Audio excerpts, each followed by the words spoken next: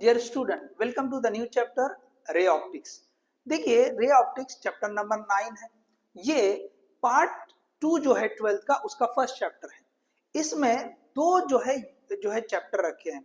Optics जो unit है उसमें दो चैप्टर हमको पढ़ने हैं। पहला चैप्टर रे ऑप्टिक्स और दूसरा चैप्टर वे ऑप्टिक्स पढ़ना है। तो अब देखिए, इंट्रोडक्शन में अगर हम देखेंगे कि भी ऑप्टिक्स पहले क्या है, तो ऑप्टिक्स का मतलब होता है study of light. Study of light.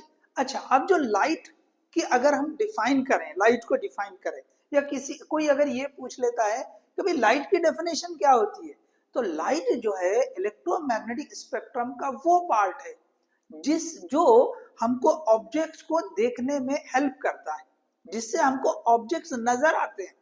अगर लाइट नहीं रहेगी तो ऑब्जेक्ट्स हमको नजर नहीं आते हैं। आप देखें, अगर रात का वक्त है, लाइट बंद है, तो कोई ऑब्जेक्ट हमें नजर नहीं आता है। जब हम लाइट ऑन करते हैं तो हमको वही सारे ऑब्जेक्ट वहीं रखे हैं, वो सारे नजर आते हैं।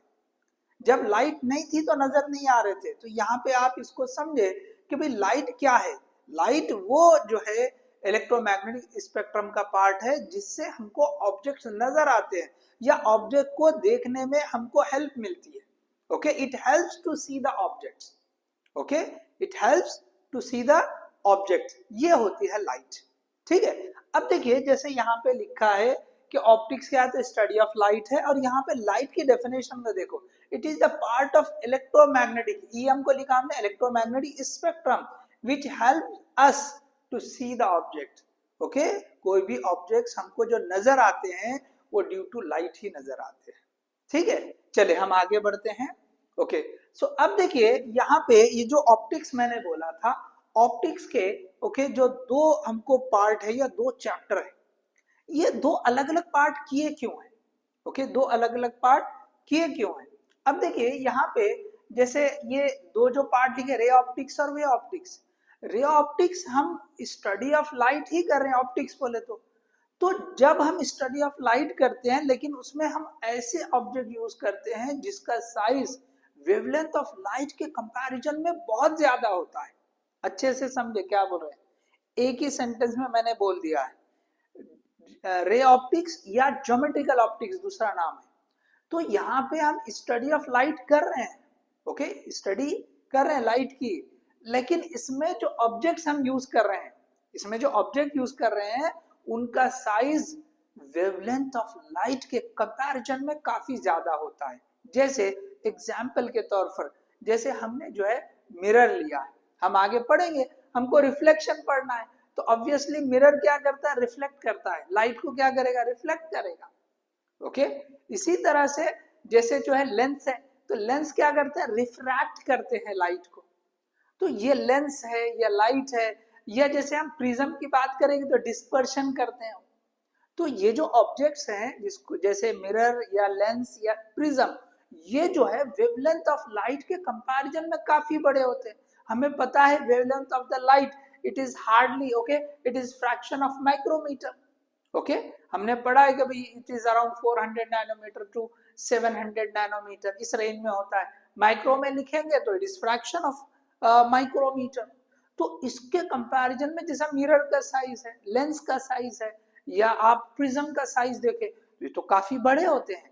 तो जब हम स्टडी ऑफ लाइट करते हैं, उसमें अगर हम ऑब्जेक्ट्स बड़े यूज करते हैं जिनका साइज वेवलेंथ ऑफ लाइट के कंपैरिजन में बहुत ज्यादा हो, तो वो जो फील्ड है ऑप्टिक्स की, उसको हम कहते हैं रे ऑप्टिक्स या ज्योमेट्रिकल ऑप्टिक्स। अब दूसरी फील्ड की तरफ आए, दूसरी फील्ड है वेव ऑप्टिक्स। तो वेव ऑप्टिक्स में क्या होता है, हम यहाँ पर भी स्टडी ऑफ लाइट ही कर रहे हैं, but here the objects are very size of the object is comparable to wavelength of the light. जो size of the object use कर रहे हैं हम, उनका साइज जो है, ऑब्जेक्ट जो यूज कर रहे हैं उनका साइज क्या होता है, इट इज अप्रोक्सीमेटली या comparable to the wavelength of the light. जैसे बारीक सी स्लिट है, हमने जो है ना एक पेपर लिया, उसमें से लाइट पास करना है, एक बारीक सा होल मारा है, या बारीक सी हमने है ना एक स्लिट लगाई है। तो ये जो स्लिट का साइज है, कट किया हुआ या बारीक जो होल है, इसका साइज जो है, it is comparable to the wavelength of the light. देखो ये comparable to wavelength of the light. तो ये जो फील्ड होती है ऑप्टिक्स की, इसे कहते हैं हम वेव ऑप्टिक्स। ओके, इसे कहते हैं वेव ऑप्टिक्स। अब देखिए, जैसे मैंने बोला लाइट, अगर किसी को यहाँ पे डाउट हो कि भाई ये लाइट जो है हमने ऐसे डिफाइन किया कि भाई ये जो है हमको कोई भी ऑब्जेक्ट जो देखना है वो इसी से नजर आते हैं। तो किस तरह होते हैं? तो देखिए, जब कोई जैसे लाइट किसी ऑब्जेक्ट पे फॉल करती है तो वो लाइट उस ऑब्जेक्ट से रिफ्लेक्ट करके हमारे आंखों पे पड़ती है, तभी वो ऑब्जेक्ट हमको नजर आता है। अगर लाइट उस ऑब्जेक्ट पे फॉल ही नहीं कर रही तो रिफ्लेक्शन तो होगा ही नहीं, वो रिफ्लेक्ट होके हमारे आंखों तक उस जो है रिफ्लेक्शन पहुंचेगा नहीं, तो हमें जो है वो नजर नहीं आती है। तो जब कोई ऑब्जेक्ट के ऊपर लाइट फॉल होके वो रिफ्लेक्ट होके अगर हमारे आंखों पे पड़ती है तो फिर हमारी आंख के अंदर जो है इमेज बनती है उसकी, और हमारा दिमाग जो है उसको इमेजिन करके बताता है ओके कि ये जो है ऑब्जेक्ट इस तरह का है। तो इस तरह से जो है विजुअलाइजेशन होता है। तो अगर लाइट नहीं रहेगी तो वो जो है रिफ्लेक्ट होके आने वाली नहीं, इसलिए हमें नजर नहीं आता है। तो इसलिए ये डेफिनेशन आप अच्छे से समझे। लाइट क्या है? ये ऐसे नहीं कि जस्ट जो सन से आ रही है, ऑब्वियसली सारी की सारी जो रेडिएशन है वो लाइट नहीं होती है। ओके, सारी रेडिएशन लाइट नहीं होती है। यहाँ मैं जो है फिर से बता रहा हूँ, इलेक्ट्रोमैग्नेटिक वेव्स में पढ़ा है हमने, वो जो बड़ा स्पेक्ट्रम है उसमें से एक छोटा सा पार्ट, ओके, जिसको हम विजिबल स्पेक्ट्रम बोल रहे हैं, वही हिस्से को हम लाइट बोलते हैं एक्चुअली। उतने ही हिस्से से ओके वही विजिबल स्पेक्ट्रम है, या वो जो लाइट है वही नजर आती है, बाकी कोई लाइट नजर ही नहीं आती। नजर ही नहीं आती तो जब फॉल होगी, रिफ्लेक्ट होगी, तो हमें कोई एहसास ही नहीं होगा। ठीक है ना? सो एनीवे, वो फील होगा नहीं होगा, मतलब नजर आने के लिए कोई फील नहीं होगा। ठीक है? सो आप जो है ना ये लाइट की डेफिनेशन को भी अच्छे से समझ ले। और मैंने जो ऑप्टिक्स के ये जो दो फील्ड बताए हैं, ओके, तो ये सिंपली एक ही कंसेप्ट पर है कि जो साइज ऑफ द ऑब्जेक्ट हम यूज करते हैं स्टडी ऑफ लाइट के लिए, according to that we are having to type. Size of the object बहुत बड़े रहेंगे तो हम उसे रे ऑप्टिक्स कहते हैं उस फील्ड को, और size of the object wavelength के कंपैरिजन में रहेंगे, ओके, उनका साइज वेवलेंथ ऑफ लाइट के कंपैरिजन में रहेगा या कंपेरेबल रहेगा, तो हम उसको वेव ऑप्टिक्स कहते हैं। ठीक है? So hope you understood this one. तो हमारा जो टॉपिक है वो है रे ऑप्टिक्स। तो हम यहाँ पे स्टार्ट करते हैं। ओके, सबसे पहले ये रे क्या होती है? तो रे एक्चुअली पाथ ऑफ लाइट होती है। क्या होती है? Path of the light is called as ray. Okay, कुछ टर्म्स आपको क्लियर होना चाहिए। तो path of the light is called as ray, simple आप याद रखें। एक और टर्म आता है बीम। ठीक है? तो बीम किसे कहते हैं? Bunch of rays is called as beam. कई सारे रेज मिलकर बीम बनाते हैं। ओके, कई सारे रेज मिलकर बीम बनाते हैं। अब देखिए यहाँ पर जो है ये जो बीम है या रेज है, मेनली तो रे टर्म ही यूज होता है, बीम का भी उतना ज्यादा यूज नहीं होता, लेकिन जस्ट आपको जैसे टर्म जो है यू कहीं पे अगर आ जाए तो हमें वो क्लियर रहना चाहिए, क्योंकि बीम वाला वर्ड तो फिजिक्स में कई जगह यूज हुआ है, तो हमको वो समझ में आना चाहिए कि बीम क्या है। So it is nothing but the bunch of the rays. Okay, क्या है? बंच ऑफ द रेज है। चलिए आप जो है इसको पॉज करके आपको जो है आप कॉपी कर लें। एक छोटा सा पॉइंट जो है रेस से रिलेटेड है, उसके बाद जो है एक्चुअल जो टॉपिक है, पहला टॉपिक रे ऑप्टिक्स में हम वो स्टार्ट करते हैं। चलिए आप कॉपी कर लें। ओके, चलिए आपने कॉपी कर लिया। चलिए मैं इसको रब करता हूं। ओके, चलिए यहां से हम थोड़ा सा ये आगे बढ़ते हैं। सो देखिए यहाँ पे ये जो बीम हमने पढ़ा है, ओके, या रेस जो बोल रहे हैं, तो यहाँ दो टाइप के जो बीम या रेज जो है हम बोलेंगे। ओके, सो बीम अगर बोलेंगे तो नंबर ऑफ रेज एक साथ हम कंसीडर कर ले रहे हैं, समझ लीजिए। ठीक है ना? तो यहाँ पे चाहे बीम से बोलो या रेज से बोले हम, यहाँ मैं लिखता हूँ पहला पॉइंट। ओके, अच्छा इसको भी रब कर देता हूँ मैं, चले ये भी रब कर देते हैं। ठीक है, चले तो ये बीम से रिलेटेड या रेज से रिलेटेड पहला पॉइंट लिखता हूं मैं। Okay, converging beam. इसी तरह से दूसरा लिखता हूं मैं, डाइवर्जिंग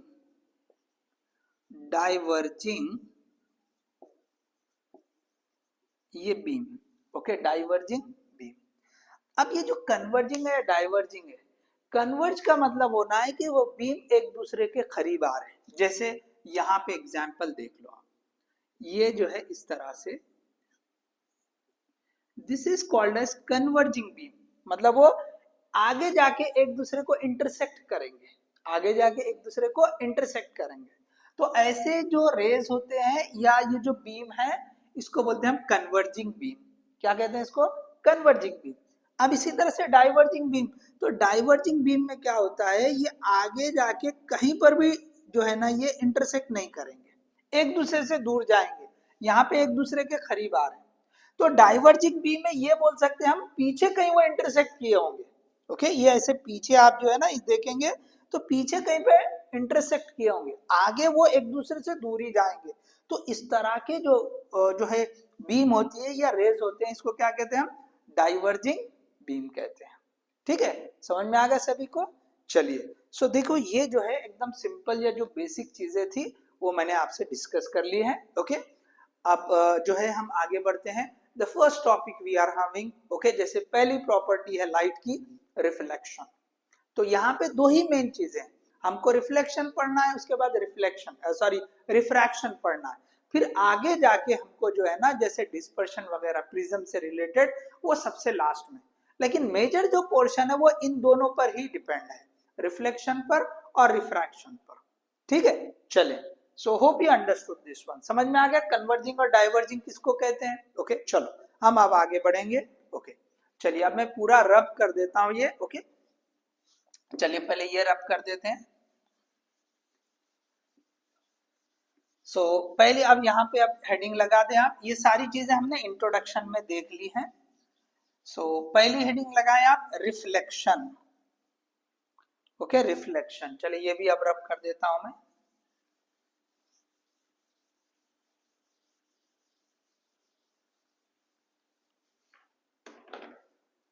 सो हेडिंग हमारी रहेगी रिफ्लेक्शन। चलिए, सो थोड़ा यहां से जो है हम लिखेंगे। So this is we are having, okay,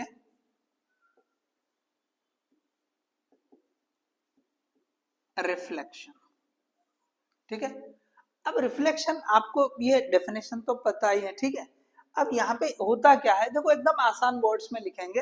अब यहाँ पे मेनली जैसा जो है कि अगर मैं फिगर ड्रॉ कर दूं, चलो फिगर के हिसाब से देखते हैं। देखिए यहाँ पे ये सपोज एक रिफ्लेक्टिंग सरफेस है, this is we are having reflecting surface. तो यहाँ पे ऐसे एक रे ये इस तरह से आ रही है सपोज, ठीक है, और ये जो है टकरा के ये ऐसे चले गए, इसको कहते हैं हम रिफ्लेक्ट हो जाना। तो ये इंसिडेंट है बीम, और ये इंसिडेंट रे है, और ये रिफ्लेक्टेड रे है। यहाँ पे मैं एक और चीज बनाता हूं, this is we are having, okay, normal. Okay, तो ये है normal, this is we are having incident ray, okay, और ये है रिफ्लेक्टेड रे। तो ये आपको सब पता ही है, ओके, रिफ्लेक्टेड रे, ओके, ये जो है रिफ्लेक्टेड रे है। ओके, ये जो है रिफ्लेक्टेड रे है। अब ये जो है रिफ्लेक्टिंग सरफेस, ये जो है रिफ्लेक्टिंग सरफेस, चलो इसको भी लिख देते हैं कि ये है reflecting surface. Okay, reflecting surface.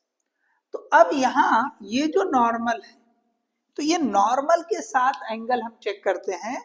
अगर ये इंसिडेंट रे, ये जो इंसिडेंट रे ये जो एंगल बना रही है, इसको बोला जाता है एंगल ऑफ इंसिडेंस, जिसको सिंपली हम क्या लिखते हैं? आई लिखते हैं। इसी तरह ये जो एंगल है, ये जो रिफ्लेक्टेड रे के साथ बना रही, इसको हम क्या बोलते हैं? Angle of reflection. अब जो है ये आप फिगर आपको पता है अच्छे से। अब इसके बेसिस पे अगर आपसे पूछा जाए कि भाई पहले तो ये एक्सप्लेन कर दिए, अब आप बताओ कि भाई रिफ्लेक्शन को हम कैसे डिफाइन करेंगे? ओके, रिफ्लेक्शन को हम कैसे डिफाइन करेंगे? देखिए, जब लाइट ओके एक मीडियम में ओके ट्रेवल कर रही, तो ये एक मीडियम है सपोज, और जब वो किसी सरफेस से ओके सरफेस पर इंसिडेंट करती है, फॉल करती है, तो वहां से टकराकर okay it is coming to the same medium, it is coming to the same medium. ये जो फेनामेना है या ये जो प्रॉपर्टी है लाइट की, जिससे ओके वापस उसी मीडियम में आ जाती है, किसी सरफेस पर टकराकर वापस उसी मीडियम में आ जाती है, इसको हम रिफ्लेक्शन कहते हैं। सिंपल वे में अगर मैं बोलूं okay bouncing back of bouncing okay back of light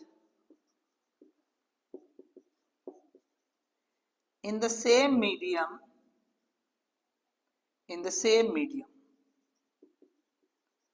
ये याद रखने के हिसाब से बता रहा हूं ओके। ये returning back of light from से sorry returning back to the same medium okay after okay reflect sorry after falling on any surface। तो किसी सरफेस पर अगर लाइट फॉल हो रही है तो उससे टकरा कर वो जब वापस आ जाती है उसी मीडियम में, it is coming back to the same medium, या यहाँ पे हमने वर्ड यूज किया बाउंसिंग बैक, तो आप सिंपल वर्ड यूज कर ले, चलो coming back of okay coming back या रिटर्निंग बैक, तो आप इसको लिख दो coming back of light in the same medium okay. जब लाइट जो है वापस उसी मीडियम में आ जाती है ओके किसी सरफेस से टकराकर, तो इसे क्या कहते हैं, रिफ्लेक्शन कहते हैं। So this is we are having okay एक आसान वर्ड्स में हमने ये डिफाइन कर लिया, ठीक है, रिफ्लेक्शन क्या होता है ओके रिफ्लेक्शन क्या होता है। So bouncing back of light into the same medium, थोड़ा सा यहाँ चेंज करें okay into the same medium okay into the same medium। चले, तो ये तो है रिफ्लेक्शन। अब देखिए इसमें angle of incident, angle of reflection और incident ray, reflected ray, normal, ये चीजें आपको पता होनी चाहिए, ये चीजें आपको पता होनी चाहिए। अब देखिए ये जो है बेसिक है, तो ये सब वैसे भी क्लियर रहती है, जस्ट हम जो है एक फॉर्मेलिटी के तौर पे ये डिस्कस कर लिए कि भाई आई ये एंगल और ये जो रेस होते हैं क्या होते हैं। अब देखिए थोड़ा सा हम आगे बढ़ते हैं, नॉर्मल इंसिडेंस किसे कहते हैं ओके नॉर्मल इंसिडेंस किसे कहते हैं, थोड़ा सा ये भी हम समझ लेंगे। कई सारे बच्चों को ये जो है ना क्लियर नहीं होता, रिफ्लेक्शन तो पढ़ लिए होते हैं स्कूल लेवल पर, लेकिन जो नॉर्मल इंसिडेंस है, normal incidence okay normal incidence okay. अब देखिए नॉर्मल इंसिडेंस हम कहते हैं, यहां पे मैं ये जो है ना प्लेन सरफेस दोनों तरीके से बताता हूं मैं। सपोज ये जो है प्लेन सरफेस है, ठीक है। अब अगर लाइट नॉर्मल के ओके रास्ते से आ रही है ओके नॉर्मल के थ्रू ही आ रही है, तो मतलब यहाँ पे अगर मैंने ये नॉर्मल ड्रॉ कर दिया, this is we are having the normal. Normal मतलब किसको बोलेंगे, which is perpendicular to the reflecting surface. देखो ये जो है ना ये perpendicular to the reflecting surface होती है ओके। तो अगर लाइट जो है ये ऐसे आ रही है, अच्छा इसको मैं थोड़ा रेड से ड्रॉ कर देता हूं, चले ये रेड से ड्रॉ कर दिया हमने, ठीक है। अब देखिए लाइट अगर इसी रास्ते से आ रही है ओके नॉर्मली आ रही है ओके नॉर्मली, जैसे हमने लिखा नॉर्मल इंसिडेंस, तो लाइट अगर ये ऐसे ही आ रही है, ये ऐसे आ रही है, तो ये टकरा के वैसा ही चली जाती है, टकरा कर वैसा ही चली जाती है। क्यों ऐसा होता है, तो हमें पता है angle of incidence angle of reflection is equal to angle of incidence होता है। लॉ ऑफ रिफ्लेक्शन हम उसको भी रिवाइज कर लेंगे। तो ये जो है नॉर्मल इंसिडेंस, ठीक है। तो नॉर्मल इंसिडेंस में क्या हो रहा है, जिस रास्ते से लाइट आ रही है उसी रास्ते से वापस होगी, मतलब नॉर्मली आएगी और वैसे ही रिफ्लेक्ट हो जाएगी, ऐसे ही आ रही है ऐसे ही रिफ्लेक्ट हो रही है। तो इस केस में क्या होता है, देखो ये जो है ना दिस इज इंसिडेंस और ये है रिफ्लेक्शन, इसको आप समझे। तो यहाँ पे angle of I is equal to 0, similarly angle of R is also 0, ये जो इंसिडेंस और रिफ्लेक्शन एंगल, वो तो कुछ एंगल ही नहीं बना रहे, उसी नॉर्मल से ही आ रहे, उसी से चले जा रहे, तो एंगल तो जीरो बन जाता है नॉर्मल इंसिडेंस में, याद रखो। अब देखिए ये तो हमने ये जो प्लेन सरफेस है थे उसके लिए बता दिया। आगे चल के हमको स्फेरिकल सरफेसेस भी पढ़ना है। तो स्फेरिकल सरफेसेस में देखिए आप क्या होता है, वहां पे नॉर्मल इंसिडेंस किसे कहते हैं, ये दूसरा मैं यहां लिखता हूं, okay, spherical surface, spherical surface, okay. अब देखिए यहां पर अगर मैं ये इस तरह से बना, ये जो है ये पूरा मैं चलो आपको स्फीयर ही बना के बता देता हूं, ये इस तरह से, वो इसका बहुत छोटा सा हिस्सा यूज होता है, लेकिन यह समझने के लिए मैं पूरा स्फीयर ये ड्रॉ कर दिया, ठीक है ना। तो ये सपोज रिफ्लेक्टिंग स्फीयर है, ओके, ये सरफेस कैसी है, रिफ्लेक्टिंग। आप इसको जो है ना ये ऐसे बता सकते हैं, चलो मैं इसको जो है ना, चलिए ये जो है ना ऐसा कंप्लीट करे तो ये स्फीयर ऐसा हो जाता है, ठीक है ना। चलो तो ये जो है अगर मैंने बता दिया this is we are having spherical surface, ये जो है रिफ्लेक्टिंग सरफेस, ये इसका सेंटर है, ये इसका सेंटर है। अब देखिए यहां पे क्या होता है कि जो नॉर्मल इंसिडेंस बोले तो ये लाइट जैसे भी आएगी सो इट शुड, ओके, ये नॉर्मल जो होता है यहां तो परपेंडिकुलर रहेगा, ओके, लेकिन it should pass through the centre. Spherical surface पे नॉर्मल कैसा होना, नॉर्मल अगर हम आगे बढ़ाएं, ये नॉर्मल को अगर हम आगे बढ़ाएं तो ये कहां से पास होना, it should pass through the centre of the sphere, centre से पास होना। तो इस तरह से नॉर्मल ड्रॉ करते हैं। तो ये वाले केस में क्या होगा कि अगर लाइट फॉल हो रही है, ओके, इंसिडेंट कर रही है, तो ये ऐसे ही इंसिडेंट करेगी, वापस ऐसे ही चले जाएगी, आ रहा है समझ में। तो अगर हम आगे ये जो ड्रॉ करेंगे, ओके, नॉर्मल को, तो नॉर्मल कहां से पास होता है, सेंटर से पास होता है, ओके। तो यहां पे आप चाहे तो लिख सकते हैं normal, okay, should pass, okay, should pass through centre, through centre, ये आप याद रखें, ओके, वो सेंटर से पास होता है। तो ये क्लियर रहना आपको, ठीक है। अब आप बोलेंगे अगर कोई ऐसे ड्रॉ कर दिया तो ये नॉर्मल नहीं होता, याद रखें ऐसे नॉर्मल नहीं होगा। नॉर्मल इस पर जो स्फेरिकल सरफेस है उस पर परपेंडिकुलर होता है, और आगे आप एक्सटेंड करें तो वो सेंटर से पास होता है, ओके, वो सेंटर से पास होता है। सो देखिए तो ये आपको क्लियर होना, ठीक है। So hope you understood this one. अच्छा अगर आप बोलेंगे कि भाई ये जो हमने जैसे बताया है इस पर भी चेक करेंगे, तो आप यहाँ पे ऐसा देख सकते हैं। चलो यहाँ मैं छोटा सा एक फिगर बना देता हूँ। चलो ये जो है ना सपोज ये मैंने एक छोटा सा फिगर बना दिया, ये जो है नॉर्मल भी ड्रॉ कर दिया आपके समझने के लिए, ये नॉर्मल है, आप कहीं से भी ले सकते हैं, ठीक है ना, कहीं भी ड्रॉ करें आप ऐसे भी, ये जो है ये भी नॉर्मल है, ये भी नॉर्मल है, ये भी नॉर्मल है, ये भी नॉर्मल, सारे नॉर्मल है, ठीक है, कुछ भी आप नॉर्मल ले सकते हैं, ठीक है। समझ में आ गया सभी को। चलो मैं जो है ना अब यहाँ पे जो है ना एक लाइट फॉल हो रही, सपोज ये लाइट फॉल हो रही, ये इस तरह से, चलो दूसरे कलर से बताता हूं मैं, आप देखें इसको, ये लाइट इस तरह से फॉल हो रही। तो ये जो है ना ये आप यहाँ पे ऐसे नॉर्मल ड्रॉ करो, ओके, ऐसा नॉर्मल जो आगे कहां से जाना चाहिए, सेंटर से जो है वो जाना चाहिए, ठीक है, वो कहां से जाना चाहिए, सेंटर से जाना चाहिए। तो आप इसको ड्रॉ करेंगे तो ये इंसिडेंस हो जाएगा और ये रिफ्लेक्शन हो जाएगा। This is we are having angle I, okay, और ये जो है एंगल आर हो जाएगा। तो इस तरह से जो है ना ये रिफ्लेक्शन होता है। तो खैर ये हमको आगे जो है टॉपिक है reflection through plane mirror, reflection through जो है स्फेरिकल मिरर, दोनों भी हमको डिटेल में है। यहाँ पे मेन आपको जो नॉर्मल इंसिडेंस होता है वो आपको क्लियर होना।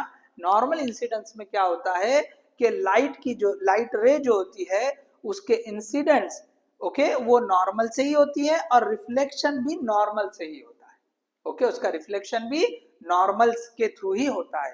तो ऐसे ही जाएगी ऐसे ही वापस आएगी, सिमिलरली ऐसे ही जाएगी यहां से वापस ऐसे हो जाएगी। So hope you understood this one, ठीक है। सो ये जो है हमने जस्ट इंसिडेंस, नॉर्मल इंसिडेंस क्या होता है ये देखा है। तो अब आगे हम क्या देखेंगे, देखिए कुछ एक चीजें तो बिल्कुल आपने जो 9th में पढ़ी होगी या बिफोर 10th कहीं पर रिफ्लेक्शन पढ़ा होगा, तो वही है। आपको लॉज भी पढ़ने हैं यहाँ पर, जस्ट रिवीजन के तौर पर, ओके, रिवीजन के तौर पर कि भाई लॉज ऑफ रिफ्लेक्शन क्या है। ठीक है, चलो तो अब देखिए मैं यहाँ पर ये डेफिनेशन रब कर देते हैं, चले या ये वाला रब कर देंगे, इसको रहने देंगे, लॉज ऑफ रिफ्लेक्शन यहाँ पे लगाता हूं। चले आप पॉज करके कॉपी कर ले पहले। ठीक है, चले कॉपी कर लिया, मैं इधर का रब करता हूं। चले पूरा कवर हो रहा है क्या देख लेते हैं एक बार। ओके, थोड़ा सा हम जो इसको कवर करेंगे। ठीक है, चलिए सो यहां पर ये वाला मैं रब कर देता हूं। ठीक है, ये वाला मैं रब कर देता हूं। ठीक है, चलो तो यहां पे हम लॉज ऑफ रिफ्लेक्शन पढ़ लेंगे। सो आपको पता है लॉज ऑफ रिफ्लेक्शन, तो पहला लॉ तो यही है कि जो एंगल ऑफ रिफ्लेक्शन होता है और एंगल ऑफ इंसिडेंस जो होता है वो दोनों सेम होते हैं। चलो तो यहाँ पे हेडिंग लगा दे पहले, okay, laws of reflection, laws of reflection. ठीक है, तो इसमें पहला law, okay, so angle of incidence is equal to, चलो मैं इसको वर्डिंग में लिखने के बजाय आसान सिर्फ जो है मैथमेटिकली लिखता हूं क्योंकि सब नोन है। So angle of reflection is equal to angle of incidence. ठीक है, ये सिंपल वे में लिख देंगे। ठीक है, अब दूसरा जो लॉ है, ओके, ये एक लॉ, ये दूसरा लॉ, तो ये आप अपने ओन वर्ड्स में लिख दीजिए, angle of reflection is equal to angle of incidence. अच्छा, अब यहाँ पे जो है ना, ये जो इंसिडेंट रे है, अब इसको तो वर्ड में लिखना पड़ेगा दूसरे वाले को, इंसिडेंट रे रिफ्लेक्टेड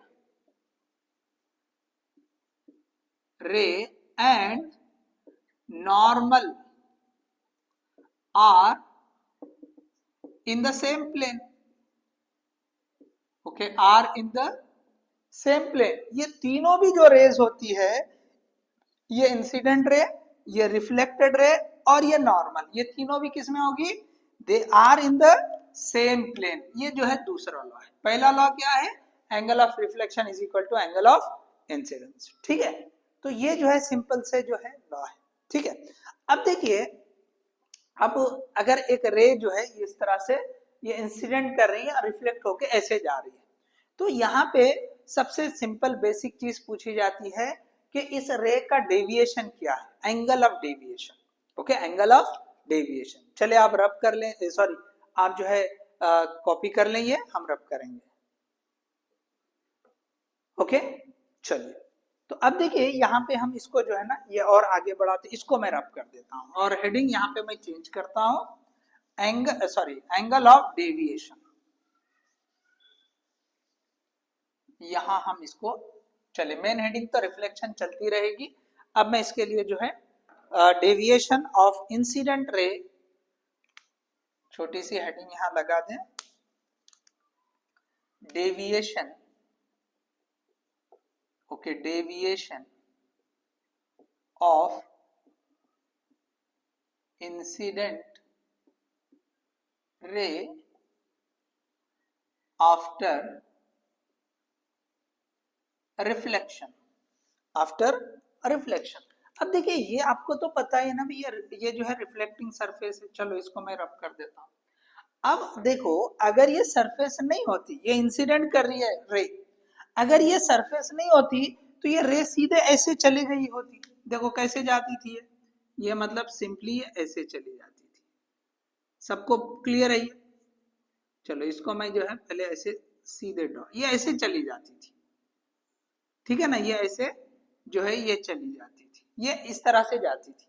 तो एक्चुअली ये ऐसे जाना था लेकिन वो ऐसे टकरा के जा रही। So this is we are having the deviation, ये जो है ना ये deviation. So this is called as delta.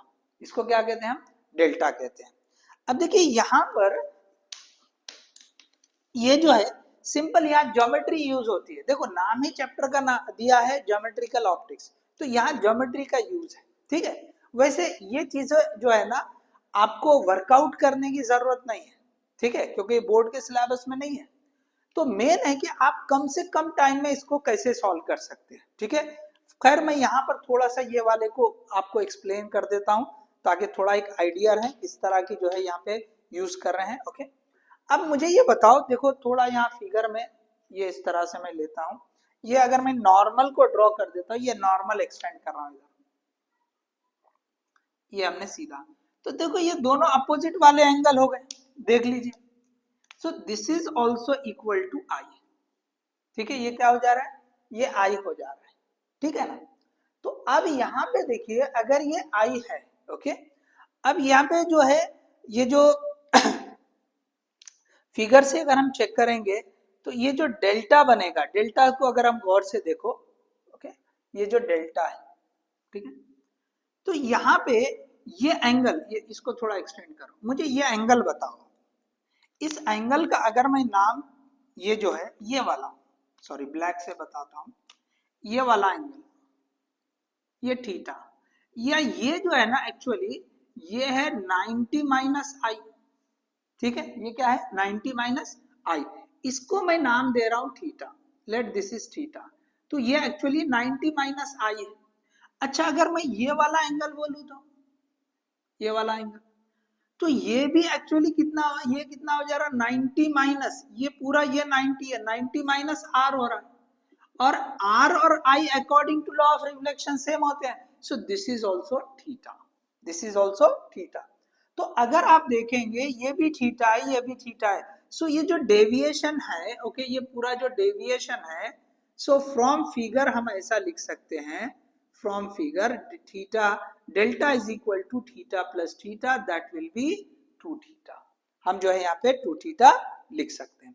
अब थोड़ा सा आप ये गौर करो, ये जो स्ट्रेट लाइन है तो ये पूरा एंगल कितना होता है 180 का होता है ना, ठीक है ना। चलो अब यहाँ पे क्या करें, एंगल देखते चलो कि भाई यहां से ये आई है, सो आई प्लस ये आर प्लस ये क्या है थीटा, उसके बाद फिर क्या है ये थीटा, ओके, ये जो है इस तरह से हो जा रहा है, ठीक है।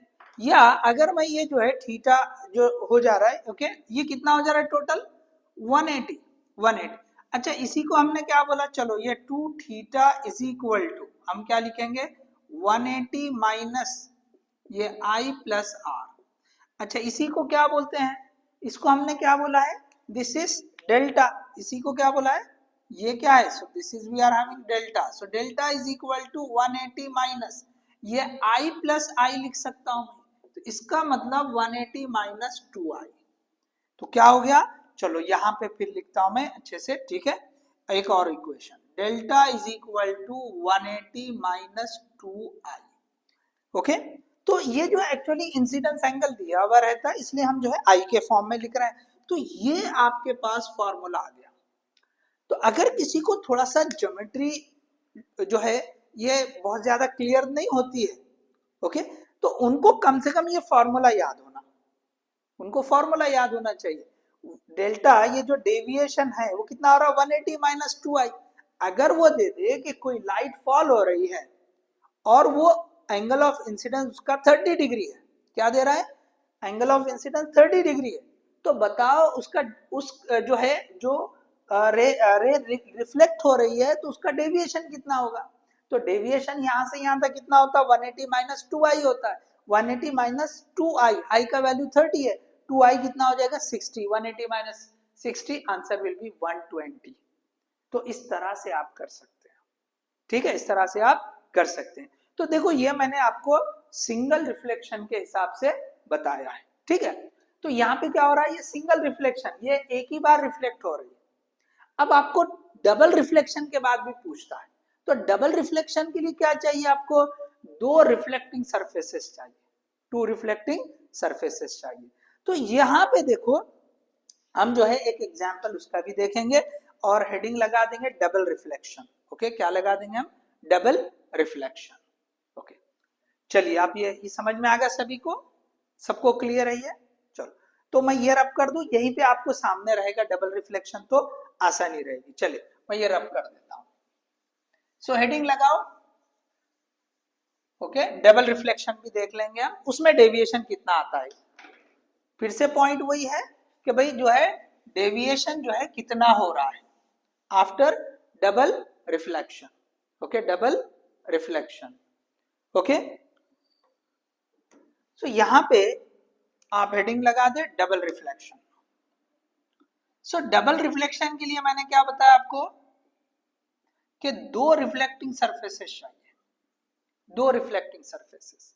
तो यहां पे आप सिंपली ओके जैसे ये ऐसे बता दें, एक सरफेस जो है हम ऐसे ले लें, एंगल कुछ भी हो सकता है, इंक्लाइंड ऐसे कुछ भी ले सकते हैं।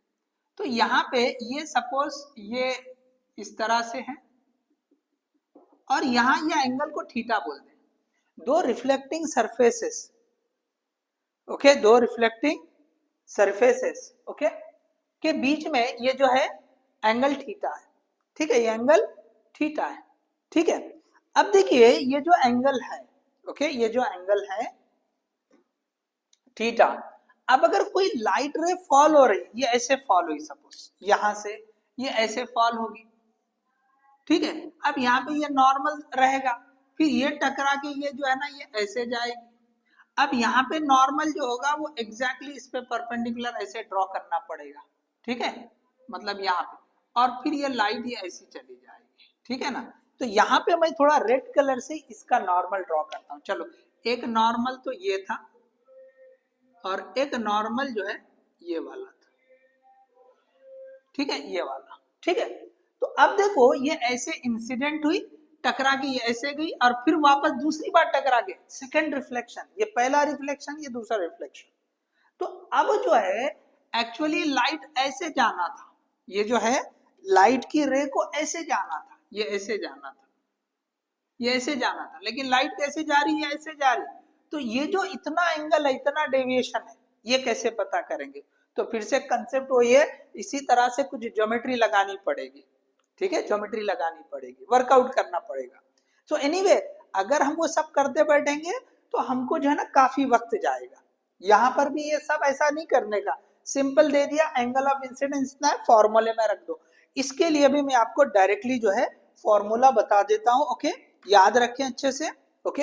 अगर हम हमको डेल्टा पता करना, ये वाला, अब यहाँ से ये जो है ना ये ऐसे जा रही थी, लेकिन अब लाइट कैसे जा रही है, ऐसे जा रही है, ये वाला।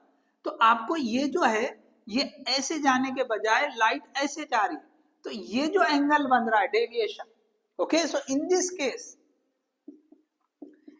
केस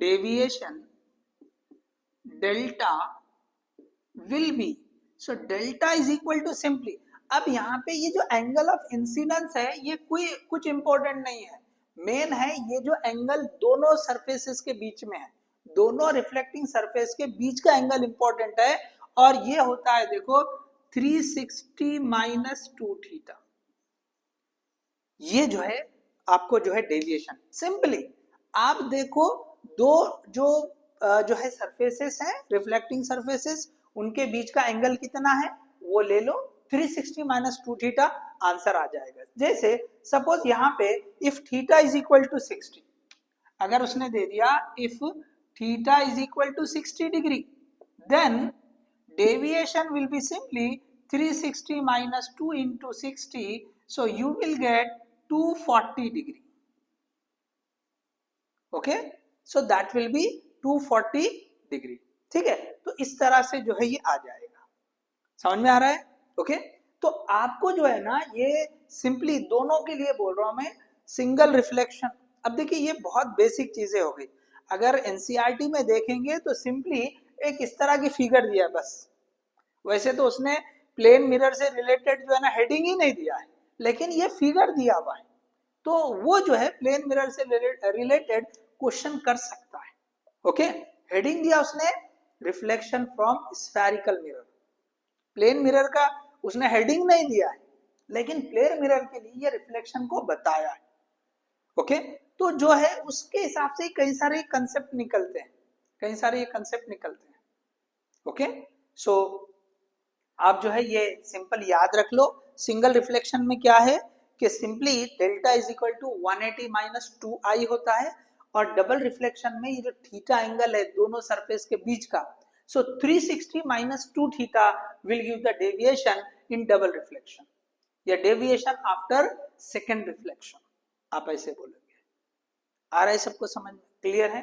तो ये जो है मैंने आपको डेविएशन आफ्टर फर्स्ट रिफ्लेक्शन ये बता दिया, deviation after double reflection okay या सेकंड रिफ्लेक्शन ये इस तरह से आप कर सकते हैं 360 माइनस 2 थीटा। ठीक है, so hope you understood this one. ठीक है, तो अब देखिए इसमें बेसिक में और भी कुछ चीजें हैं कि जो है ये जो रिफ्लेक्शन है अगर हम ये मिरर को ही रोटेट करेंगे, ओके मिरर को रोटेट करेंगे या ये जो हमारे पास कुछ अरेंजमेंट ऐसा है कि ये जो रे है इसको हम ऐसे रोटेट कर सकते हैं, ओके या दोनों को हम मूव कर सकते हैं। तो ये केस में जो है जो रिफ्लेक्टेड रे है उस पर क्या इफेक्ट होगा। ठीक है, चलिए आप पॉज करके कॉपी कर ले, हम हेडिंग लगाएंगे। चलिए तो मैं यहां पे हेडिंग लगाता हूं, चलिए ये एक पॉइंट हम देख लेंगे।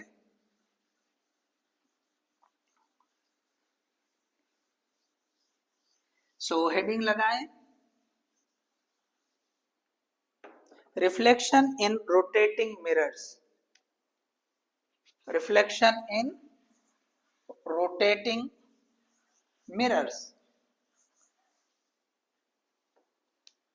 सो चलिए लास्ट पॉइंट देखते हैं इस सेशन का, रिफ्लेक्शन ओके इन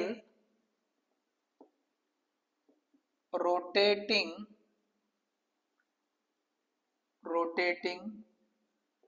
मिरर्स। अब देखिए इसमें जस्ट पॉसिबिलिटी के हिसाब से मैं बता रहा हूं, आप चेक कर लो। ठीक है, यहाँ पे जो पहला रहेगा हम पहले केस में सिंपली मिरर को रोटेट करेंगे, रोटेटिंग मिरर पहला केस।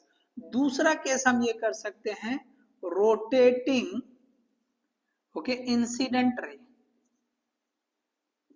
इंसिडेंट रे, हम इंसिडेंट रे को ही रोटेट कर रहे हैं। या तीसरी पॉसिबिलिटी होती है रोटेटिंग बोथ, दोनों को रोटेट कर रहे हैं, ओके रोटेटिंग बोथ। ओके चलिए सो यहां पे जो है जो फिगर बनेगी, ठीक है हम पहले फिगर ड्रॉ कर लेंगे फिर हम एक्सप्लेन करेंगे। ओके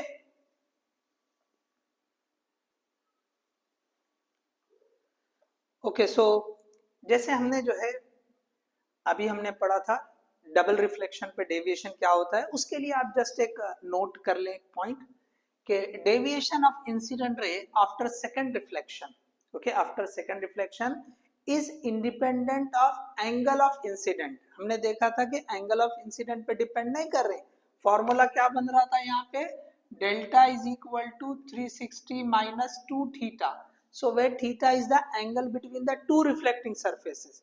तो यहाँ पे आप खास तौर से याद रख लें कि जब हम डबल रिफ्लेक्शन के बाद देखते हैं तो it is independent, okay second reflection independent of angle of incident, okay angle of incidence, वो एंगल ऑफ इंसिडेंस पे डिपेंड नहीं करता है डेविएशन।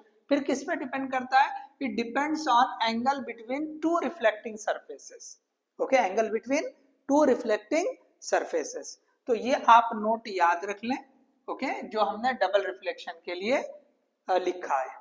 ठीक है, तो यहाँ पे सिंपली जो दो रिफ्लेक्टिंग सरफेसेस है उनके बीच का एंगल इंपॉर्टेंट होता है, ना कि एंगल ऑफ इंसिडेंस। ठीक है, चलिए हम जैसे कंटिन्यू कर रहे थे, मैंने बताया था आपको कि अगर हम मिरर को ही रोटेट करते हैं, मिरर को ही रोटेट करते हैं तो वो केस में क्या होगा। अब आप यहाँ पे देखो, ये मैंने पहला एक मिरर है, ये मिरर की पहली पोजीशन जिसको हमने एम बोला है, इसको हमने एम बोला है। चले मैं ऐसे बताता हूँ, तो ये जो है ना ये एम है, इसको ब्लू से ही बताते हैं। चले थोड़ा आप गौर से देखें, ओके हम क्या कर रहे हैं, जो रिफ्लेक्टिंग सरफेस है उसी को हम रोटेट कर रहे हैं। जैसे ये ऐसे सीधी थी ये वाली, अब इसको क्या कर रहे हैं, ऐसे ऐसे जो है रोटेट कर रहे हैं।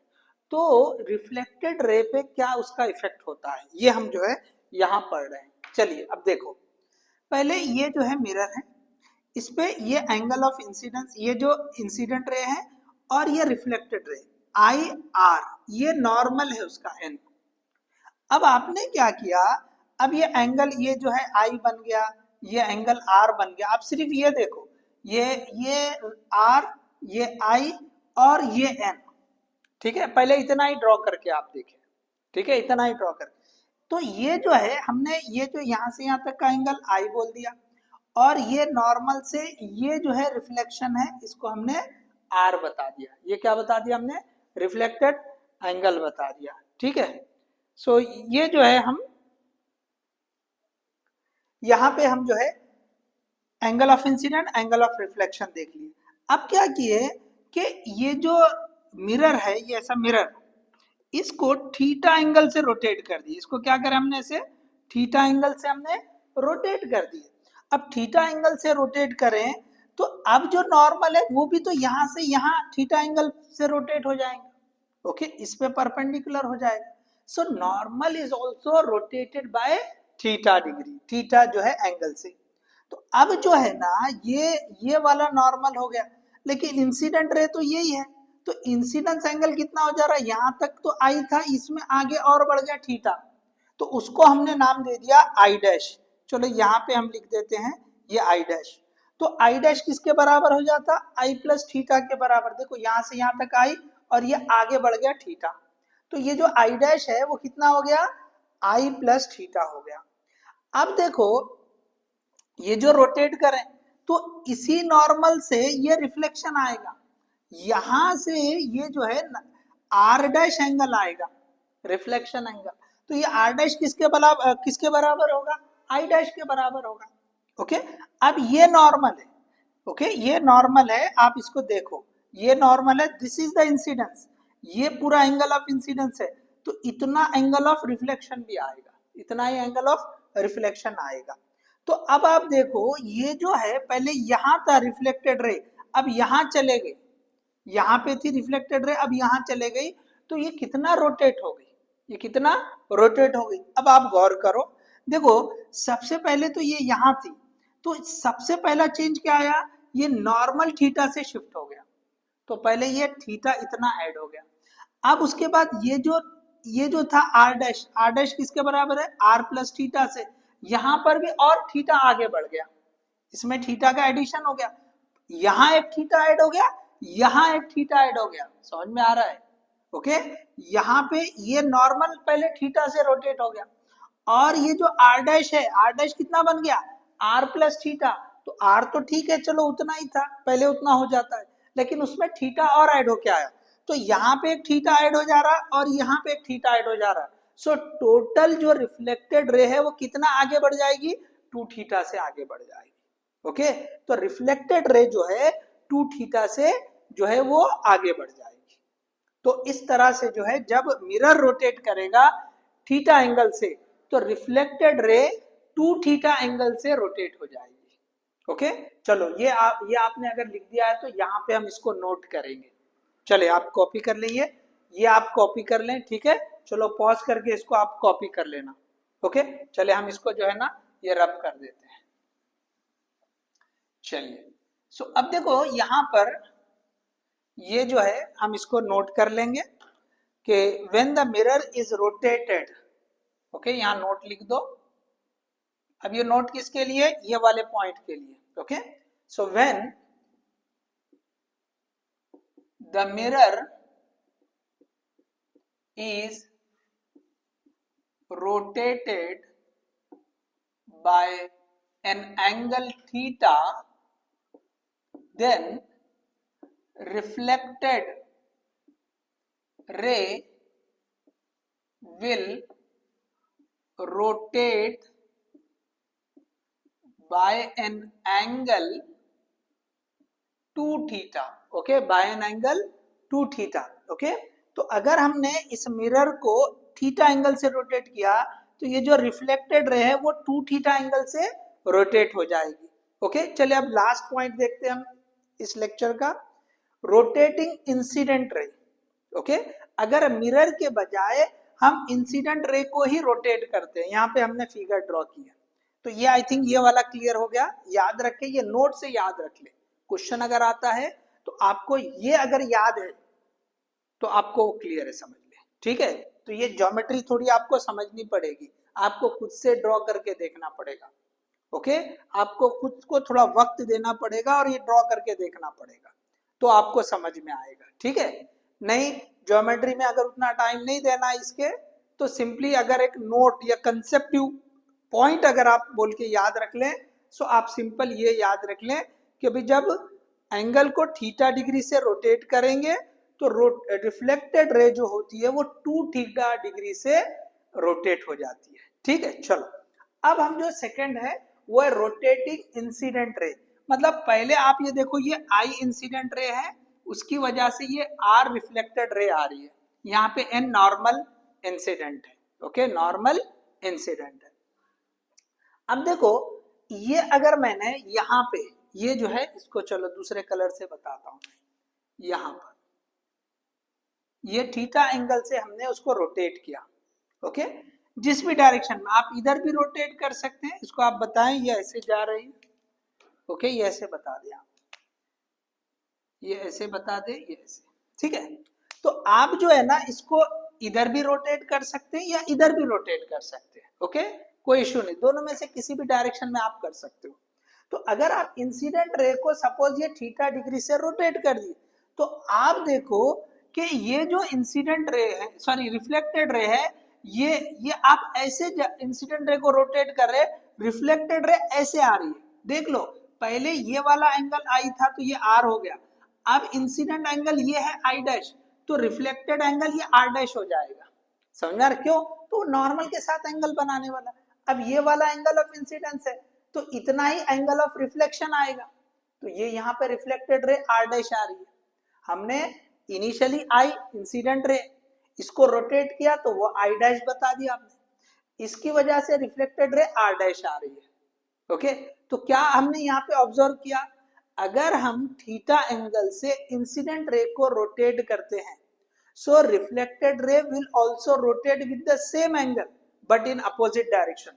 देखो इंसिडेंट रे को ऐसे रोटेट कर रहे हैं, रिफ्लेक्टेड रे ऐसे रोटेट हो रही है, तो यहाँ पे आप लिख सकते हैं, ओके, नोट इसके लिए भी लिख दो, if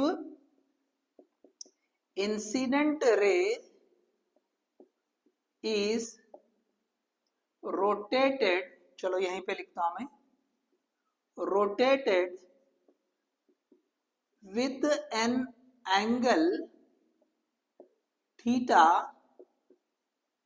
then reflected ray will also, okay, will also rotate with same angle but in opposite direction, okay, but in opposite direction, ठीक है।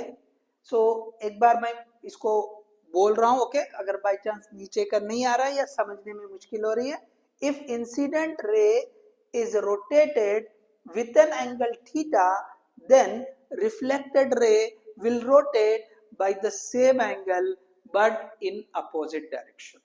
ये जो है हमने लिख दिया है, ठीक है। तो यहाँ पे हमने ये जो लास्ट पॉइंट था, मिरर को रोटेट करें या फिर आप incidence angle sorry incident ray को रोटेट करें, अब इन दोनों को मर्ज भी कर सकते हैं, तो डिपेंड करेगा भाई, दोनों को कंसीडर करना पड़ेगा, इसके वास्ते इसकी वजह से भी जो रोटेशन आ रहा है या एंगल में चेंज आ रहा है, और इसको भी कंसीडर करना पड़ेगा, ठीक है। तो आप जो है वो नहीं भी करें तो चलेगा, काफी कॉम्प्लिकेटेड हो जाएगा, सो आई थिंक उसकी जरूरत नहीं पड़ेगी, ठीक है। सो याद रखो, सिंपली कंसेप्टली याद रखो, इसको सारा वर्कआउट करने की जरूरत नहीं, समझने के लिए आप कर लीजिए, क्वेश्चन अगर दे दिया जाता है तो आपको ये सॉल्व करते नहीं बैठना है, कितना एंगल आ रहा है चेक करते नहीं बैठना है, ज्योमेट्री नहीं करना है, लगाना नहीं है, सिंपली आपको ये कंसेप्ट याद रखना है, जो मैंने यहाँ 2 पॉइंट लिखे हैं, ये इसके लिए लिखा है और ये पॉइंट इसके लिए लिखा है, ठीक है। सो देखिए ये जो है लास्ट पॉइंट इस लेक्चर का, यहीं पे हम इस लेक्चर को जो है कंक्लूड करते हैं, ठीक है। हमने जो है इंट्रोडक्शन जो है इस चैप्टर का शुरू में लिया, उसके बाद जो है रिफ्लेक्शन क्या होता है, ठीक है, ये हमने पढ़ा। अब देखिए यहाँ पे ये जो बेसिक ऑफ रिफ्लेक्शन था, सॉरी, ओके, तो रिफ्लेक्शन से रिलेटेड जो पॉइंट्स थे वो डिस्कस किए। अब आगे नेक्स्ट लेक्चर में जो इमेज फॉर्म होती है, ओके, इमेज फॉर्मेशन हम जो है वो डिस्कस करेंगे। तो होप ओके ये जो आज का लेक्चर था ओके ये सारी चीजें आपको आई थिंक क्लियर हो गई होगी। अगर कोई डाउट है तो आप कमेंट कर सकते हैं। Okay, thank you.